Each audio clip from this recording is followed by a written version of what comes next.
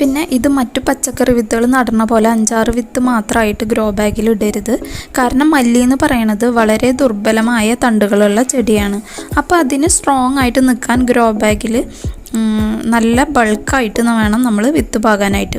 അതായത് ഏകദേശം ഒരു കൈപ്പിടിയോളം മല്ലി വേണം നമ്മൾ ഗ്രോ ബാഗിൽ പാകാനായിട്ട്.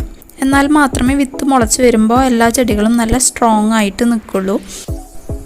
ഇപ്പോൾ 5-6 വിത്തൊക്കെയാണ് നട്ടു കൊടുക്കുന്നതെങ്കിൽ അത് മുളച്ച് വന്നിട്ട് അതിന് നല്ല സ്ട്രോങ് ആയിട്ട് നിൽക്കാൻ പറ്റാണ്ട് അത് വീണു പോകും.